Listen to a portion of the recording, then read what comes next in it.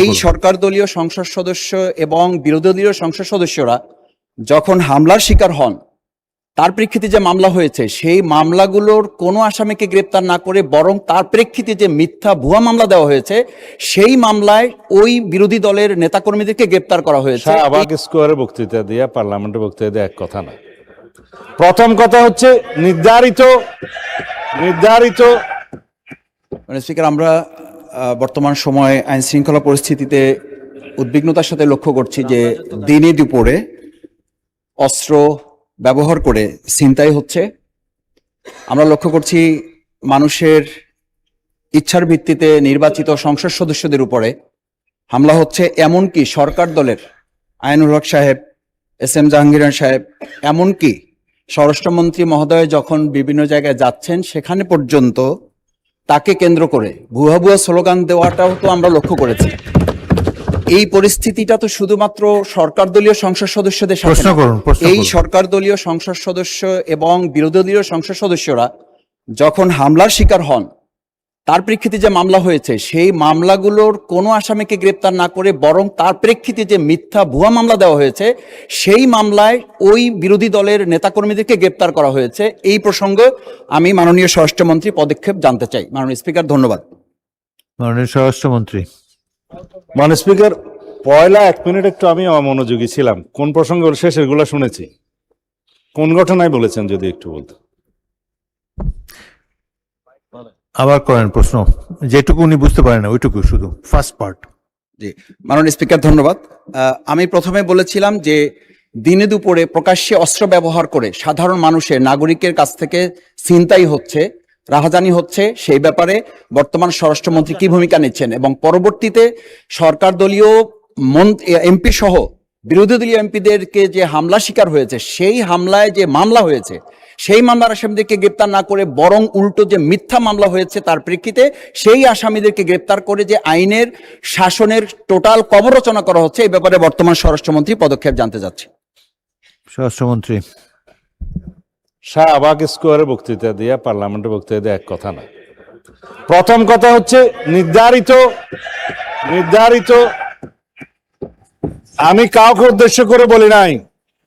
আমি কাউকে বললেন আমি তো আপনারা কথা বলার সময় কথা বলি নাই। মাননীয় স্পিকার, আমি আপনার শেল্টার চাচ্ছি। মাননীয় বিরোধী দলীয় সদস্যবৃন্দ, আপনারা অনুগ্রহ করে স্বরাষ্ট্রমন্ত্রীর বক্তব্য শুনবেন।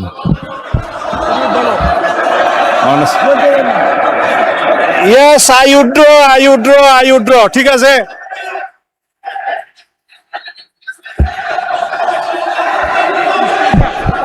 মাননীয় স্পিকার, অনুগ্রহ করে বসুন, স্বরাষ্ট্রমন্ত্রীর বক্তব্য শুনুন। মাননীয় স্পিকার, মাননীয় সদস্যবৃন্দ, অপেক্ষা করুন।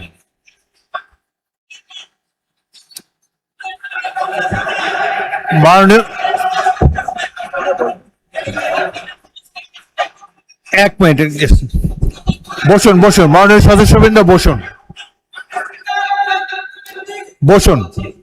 মাননীয়, জাস্ট হোল্ড অন প্লিজ, আমার কথা শুনুন, লিসেন টু মি। মাননীয় সদস্যবৃন্দ, বলো।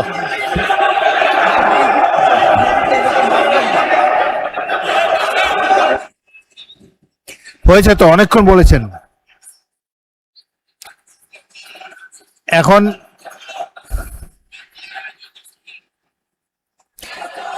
আপনারা অনুগ্রহ করে বসুন, অনুগ্রহ করে নিজের আসনে বসুন।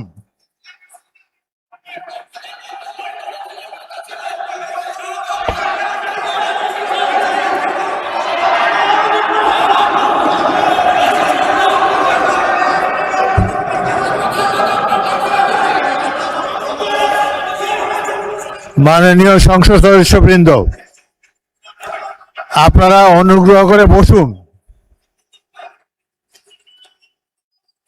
অনুগ্রহ করে নিজ নিজ আসনে বসুন। কথা বলার তো অনেক সুযোগ আপনাদেরকে দিচ্ছি, এইভাবে ঢালাও না বলে মাইকে বললে তো সবাই শুনতে পায়। আপনাদেরকে সুযোগ দেওয়া হবে, যখন সুযোগ পাবেন মাইকে বলবেন।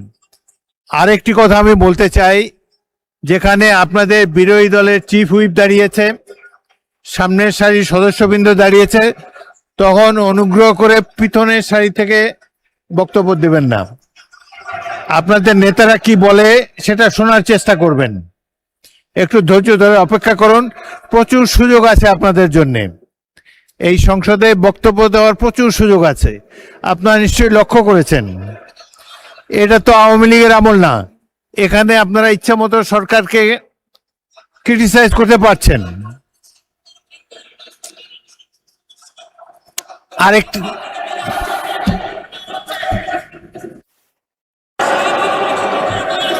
মাননীয় সদস্যবৃন্দ, বসুন প্লিজ, অপেক্ষা করুন। বসুন বসুন বসুন।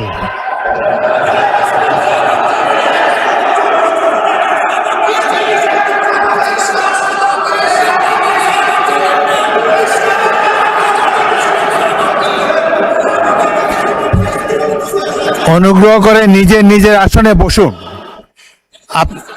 আপনাদেরকে বারবার অনুরোধ করছি, আপনাদেরকে স্পিকারের আসন থেকে বারবার অনুরোধ করা হচ্ছে, অনুগ্রহ করে বসুন। আপনাদের তো উত্তর দেওয়ার সুযোগ পাবেন।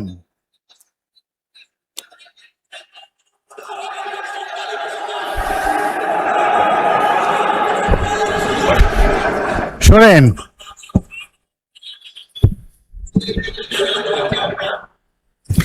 আপনারা স্বরাষ্ট্রমন্ত্রীর উত্তর শুনুন, তারপর যদি প্রয়োজন হয় আপনারা বলতে পারবেন। কিন্তু এই যে স্পিকারের কথা বলার সময় যে জোশটা আপনারা দেখাচ্ছেন, এটা সংসদ পরিপন্থী কাজ। সংসদের রীতিনীতি মেনে কার্যক্রম পরিচালনা করতে হবে। আপনাদের কাছ থেকে আমি সহযোগিতা কামনা করছি।